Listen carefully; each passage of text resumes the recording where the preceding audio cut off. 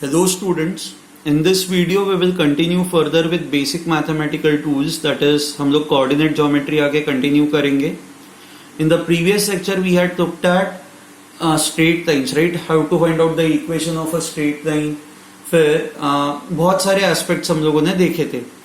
Now in this video we will talk about different types of curves. अब हम लोग straight lines पे focus नहीं करेंगे. मैंने आपको कहा था कि कोई भी इक्वेशन स्ट्रेट लाइन तब रिप्रेजेंट करता है when it is of this form ax plus by plus c is equal to 0, that is power of x and power of y both should be equal to 1. If the power of x and power of y is equal to 1, this equation represents a straight line.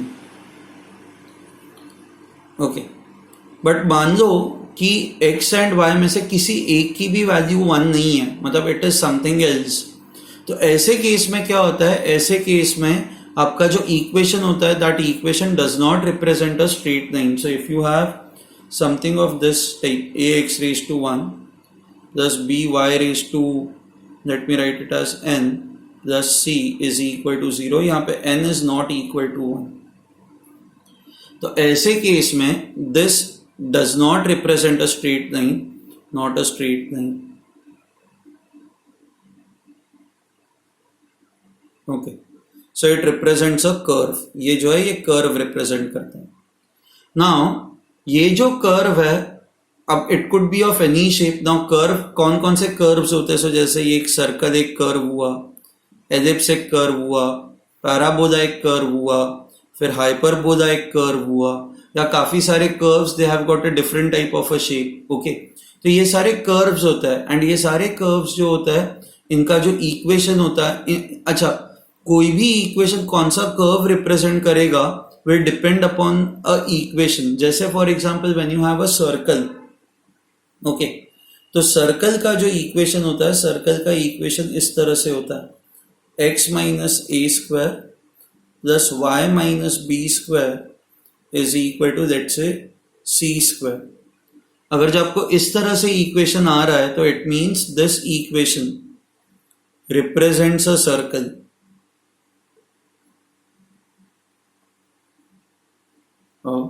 Circle जिसका centre जो है that centre is a comma b and the radius is c. Okay, so circle represent करने के लिए if I open this up now you can see that x square plus minus 2ax plus a square plus इसको open करोगे तो y square minus 2bx plus b square is equal to c square. तो you have x square plus y square minus 2ax minus 2, ये y होगा sir, 2by is equal to c square minus a square minus b square. आगे का part छोड़ दो, but what is important is if you look at coefficient of x square and coefficient of y square, दोनों का coefficient same है ना, x square का भी coefficient सेम है, y square का भी coefficient सेम है. So I can say for 2 degree equation, इसको कहा जाता है 2 degree क्योंकि highest power is 2. For 2 degree equation to represent a circle,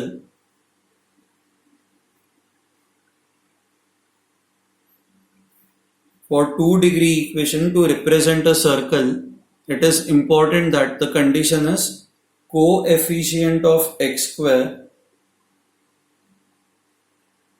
should be equal to coefficient of y square.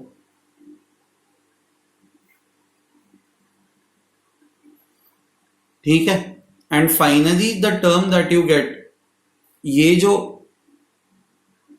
And the second condition is ये जो term है this term has to be a positive number. Okay, this term has to be a positive number. जैसे for example मान लो आपके पास एक equation है, जैसे for example x minus 2 the whole square plus y plus 3 the whole square is equal to -4. Now this cannot be true. The reason is because कि ये एक पॉजिटिव नंबर है. ये एक positive, squares are always a positive number, this is a positive number. तो आप जब दो पॉजिटिव नंबर्स को ऐड करते हो तो you can not get a negative number ना, so this equation is not correct, is not correct. This will not represent a circle, it will not represent a circle. But if you have this kind, अच्छा और एक example देता है, let's say you have this 2x square plus 3y square plus 4x minus 8y plus 10 is equal to 0. Now यहाँ पे the problem is if you look at coefficient of x that is 2, coefficient of y that is 3. So दोनों के coefficients भी same नहीं है, but हमने कहा था कि equation of x square, coefficient of x square and coefficient of y square should be equal. तो दोनों के कोएफिशिएंट्स अगर जो डिफरेंट है, तो if the coefficients are different I can say this also does not represent a circle,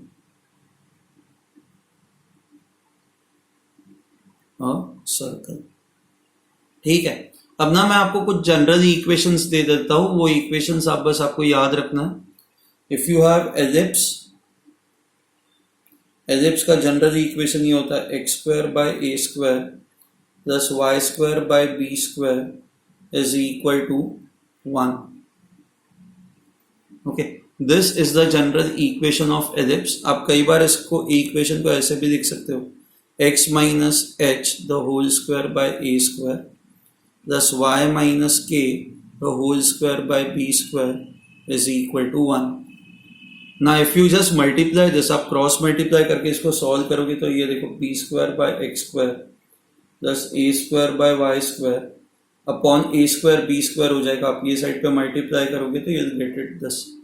Now if you see over here, you can see that coefficient of x square and coefficient of y square are not equal. ये दो coefficients जो है वो अलग है ना, ये आ रहा है आपको समझ में। सो एलिप्स, अगर जो आपके पास कोई इक्वेशन इस फॉर्म में है, that will represent an ellipse. Okay, if you have equation which is of this type,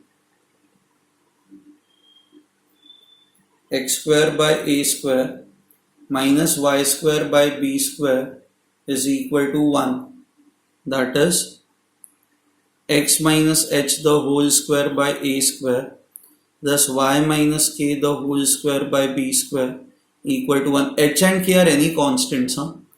Okay, तो this will represent a hyperbola। यहाँ पे अगर जो आप देखोगे तो this will be b square x square minus a square y square is equal to a square b square। आप अगर जो यहाँ पे देखोगे तो x square and y square के कोएफिशिएंट्स तो अलग है ही, बट साइंस भी अलग है। एक्स स्क्वायर का coefficient is plus b square, so this is a positive number, and y square का जो कोएफिशिएंट है it is minus a square, this is a negative number. So in the case of hyperbola, coefficients of x square and y square obviously they will be different, but they will also have opposite science. Okay, यहाँ पे you can see that both of them have same science, ये भी positive number है, ये भी positive number है। अच्छा, finally you have parabola which is very important. अच्छा, अगर जो आपके पास इक्वेशन ऐसा है कि जहां पे x एंड y दो टर्म्स है, बट एक की पावर 2 है एंड दूसरे की पावर बस 1 है, ओके, दोनों की power can not be 2। So parabola equation, आप कब कहते हो कि an equation represents a parabola? It is when one term has powers 1 and 2 or only 2, and second term or second variable has power 1। Okay, सो जैसे for example ऐसा कुछ equation है, x square plus x plus y plus 1 is equal to 0। Now you can see that y की power बस 1 है ना, दोनों की x and y की highest power is not 2, you have to focus on the highest power। okay, so y has the highest power of 1, x has the highest power of 2, so this can represent a parabola। But if you have this type x square plus y square is equal to 2, this cannot represent a parabola. This is not a parabola because x and y इन दोनों की जो powers है highest power is 2. Parabola में you have to remember the highest power of one of the variables has to be 1 and second variable has to be 2. अब यहाँ पे x की power 2 है, हाईएस्ट पावर इज 2, y की highest power is 1. जरूरी नहीं कि हमेशा ऐसा ही हो. You can also have highest power of x as 1 and highest power of y as 2. Even that is possible for you. ठीक है. So I hope you have understood this. Normally किसी भी पैराबोला का इक्वेशन, जनरल इक्वेशन हम लोग ऐसे लिखता है y square is equal to 4ax और x square is equal to -4ay. Sorry, x square is equal to 4ay. You can see that in this first equation x की highest power 1 है, y की 2 है. Second equation में x की highest power 2 है, y की highest power 1 है. So one of these two equations will represent a parabola. ठीक है. So I hope you have understood. से ज़्यादा you have to remember these things. ये जो चीज़ है ना, ये आपके फॉर्मूला शीट में जानी चाहिए and you have to remember these things. Okay. Now what we are going to do next is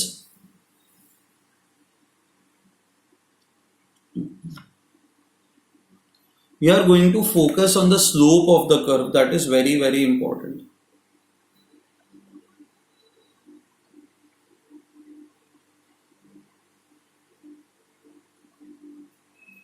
Okay.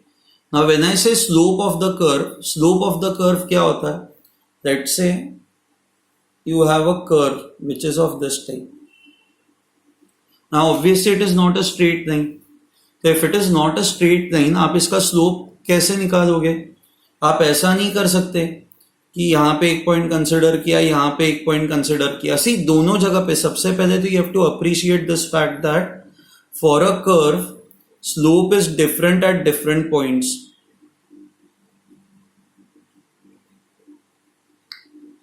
At different points. आप इमेजिन करो कि आप यहां पे कोई एक ऑब्जेक्ट रख रहे हो, ये तुरंत नीचे साइड हो जाएगा, बट वही आप ऑब्जेक्ट को यहां पे रख रहे हो तो यहां पे ये कर्व आपका फ्लैट है ना. आप इस कर्व का ये छोटा सा सेक्शन देखो. So this is flat over here, but आप इस कर्व का ये वाला सेक्शन देखो. So this is steep. So सबसे इंपॉर्टेंट चीज कर्व के अंदर ये होती है कि slope is different at different points. Straight line में ऐसा नहीं होता. स्ट्रेट लाइन के अंदर क्या होता है कि slope is same at all points, but यहाँ पे slope is different at different points. इस रीजन के अंदर स्लोप इज लेस एंड इस रीजन के अंदर slope is more. Okay.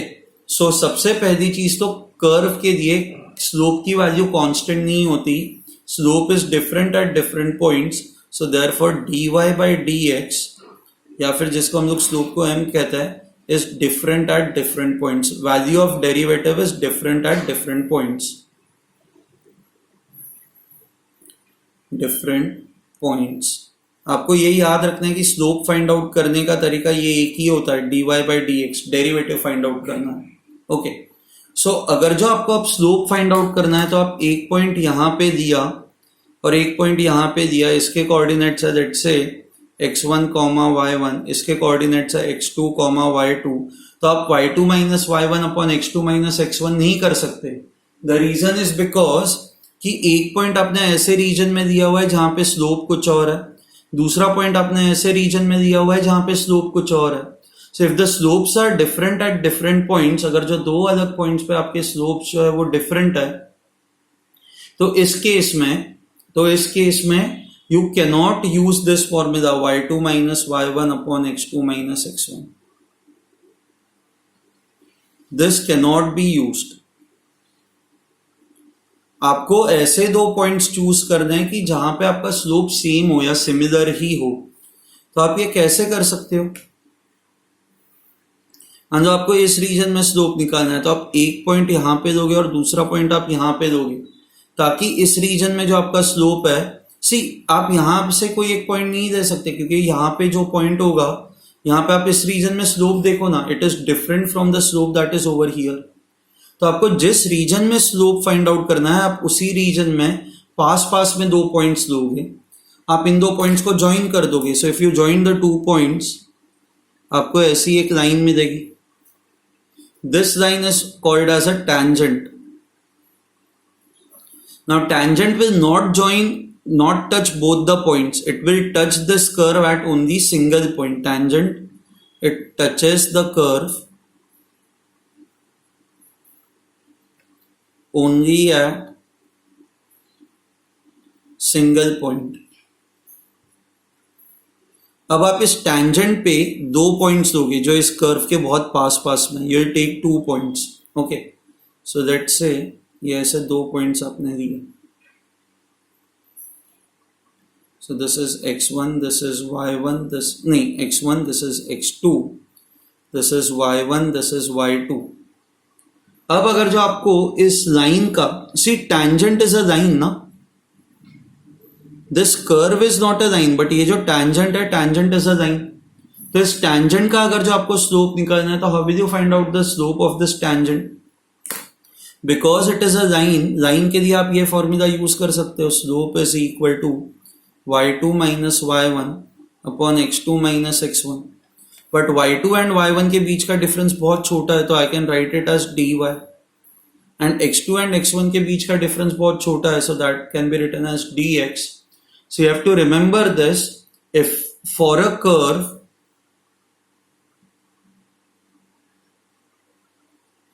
slope is always equal to dy by dx at that point. अब derivative निकालोगे एंड उस डेरिवेटिव की जो भी वैल्यू होगी, that value will be equal to slope at that point. You have to remember this. For a curve slope निकालने का बस एक ही तरीका होता है कि उस पॉइंट पे आपको डेरिवेटिव फाइंड आउट करना है एंड उस डेरिवेटिव की जो भी वैल्यू होगी that would be equal to the slope of the curve. Okay, there is another way of finding out the derivative, finding out the slope. Okay, let me do that.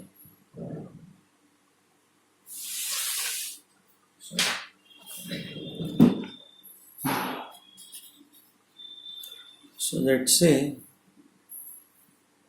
ये आपका ऐसा curve है, ठीक है. आपको इस point पे इसका स्लोप निकालना है. So let me do an example. Let's say ये जो कर्व है, this curve is equal to y is equal to 4x square. Can you tell me what does it represent? आप अगर जो आपकी लिस्ट देखोगे तो this is an equation of a parabola, क्योंकि x की हाईएस्ट पावर 2 है, y की हाईएस्ट पावर 1 है. Okay, let's say if this point is x equal to 2, इसका y कोऑर्डिनेट क्या हो जाएगा? तो आप y कोऑर्डिनेट इसका कैसे फाइंड आउट करोगे? तो इस कर्व के अंदर x की वैल्यू 2 पुट करो.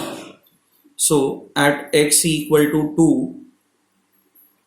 y is equal to 4 into 2 square. 2 2s are 4, 4 4s are 16. So y coordinate would be 16 of this point. अब अगर जो आपको इस पॉइंट का स्लोप फाइंड आउट करना है, तो स्लोप आप कैसे फाइंड आउट करोगे? मैंने आपको कहा है कि यहाँ पे आप टेंजेंट बनाते हो एंड इस टेंजेंट का आप स्लोप फाइंड आउट करते हो. Okay, so if this is point P, therefore slope of the curve at point P is equal to dy by dx. So this is d by dx. Y की value है 4x square. So this becomes equal to,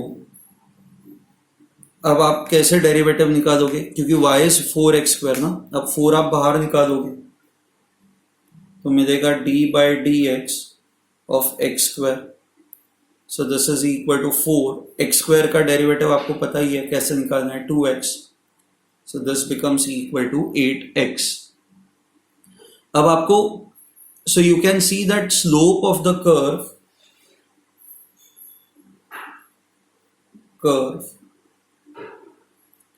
is equal to 8x.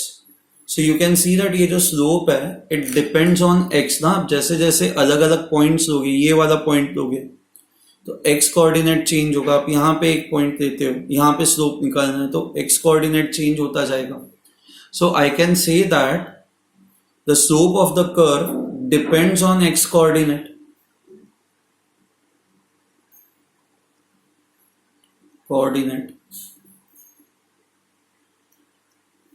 Therefore, okay, slope is not constant. क्योंकि आप x की value change करते जाओ तो slope की value change होते जाएगी. हमें पॉइंट P पे स्लोप फाइंड आउट करना है. Therefore, to find slope at point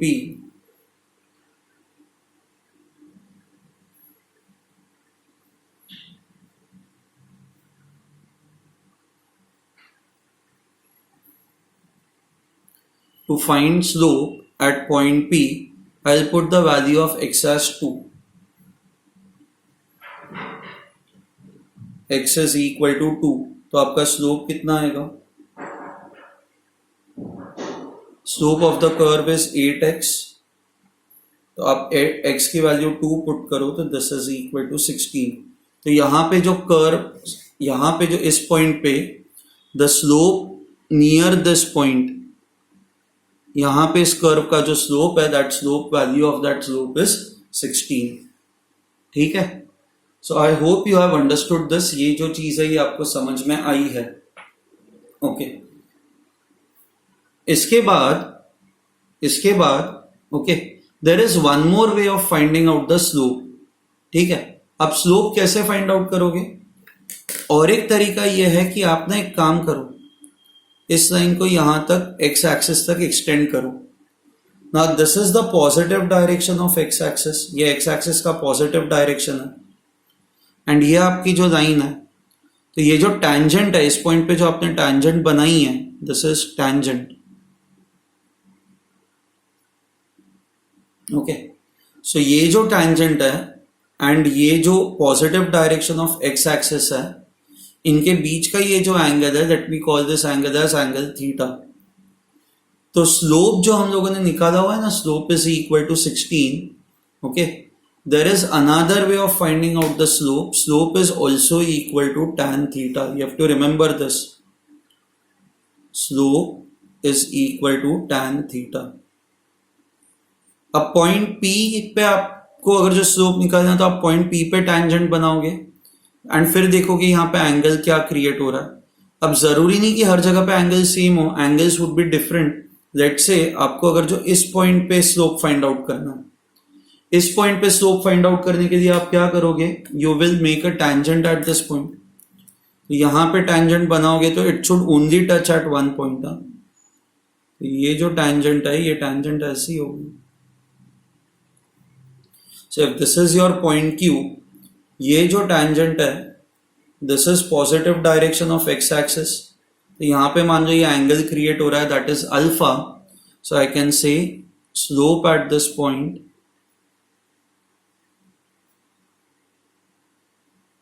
Q is equal to tan alpha.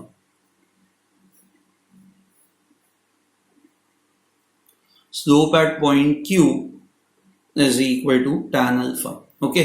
सो दो तरीके हैं अब स्लोप निकालने के. एक तो है dy by dx. अब dy by dx करो. जैसे हमने यहां पे मान लो ये point, if this point represents, इस पॉइंट के कोऑर्डिनेट है मान लो 1 comma something. Okay. 1 comma let's say 4. तो अगर जो आपको पॉइंट Q पे आपको स्लोप फाइंड आउट करना है, तो to find slope at point Q,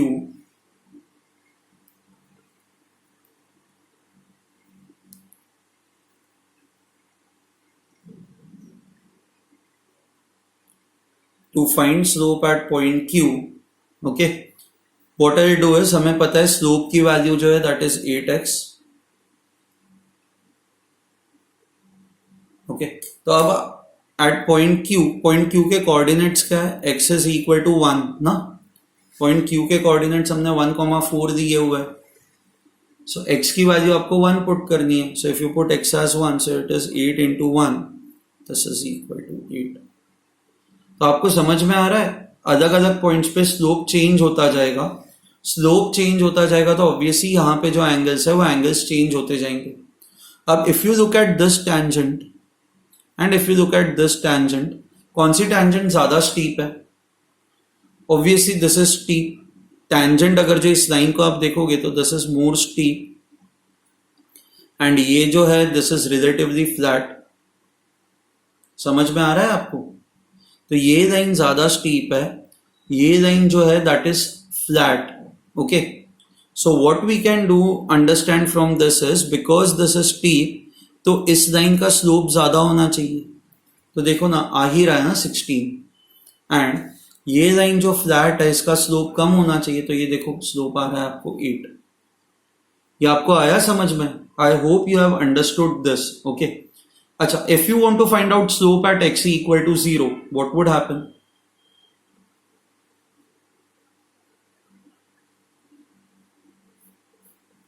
तो हमें वापस स्लोप की वैल्यू पता है. Slope is equal to 8x.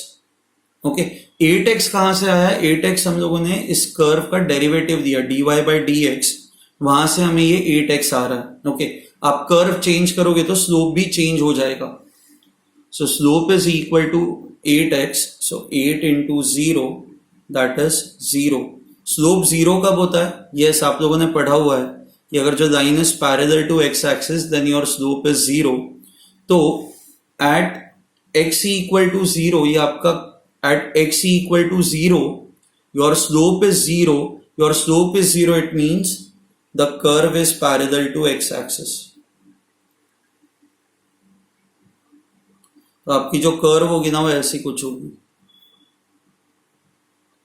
फिर ये ऐसे ऊपर जा रही है, बट यहाँ पे at x equal to 0 it will be parallel to x axis, along x axis.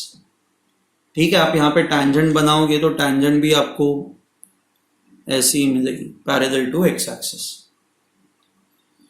ठीक है, so now I hope you know how to find out the slope at different points on a curve. आपको derivative देना है, या फिर अगर जो derivative आपको नहीं पता एंड आपको अगर जो ये टेंजेंट्स बनाते हैं और आपको ये अगर जो एंगल्स पता है तो slope is equal to tan of this angle. Okay, तो यहां पे जो आपका स्लोप होगा the slope will be equal to tan alpha. You have to remember that angle should always be with positive direction of x-axis. Okay?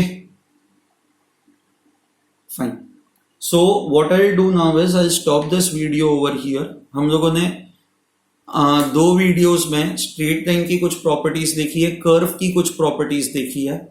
ये जो properties है अब ये हम लोग फिजिक्स में आगे जाके यूज करेंगे. सो यहाँ पे जो मैथमेटिकल टूल्स का जो सेशन है या सेक्शन है वो खत्म होता है.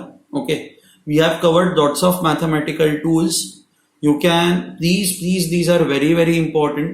Okay, read them every day. 10 minute 15 minute everyday basis पे इनको पढ़ते जाओ ताकि जब हम लोग प्रॉपर फिजिक्स स्टार्ट करें तो आप कंफ्यूज ना हो जाओ उस टाइम पे, क्योंकि उस टाइम पे ये मैं वापस नहीं पढ़ाऊंगा.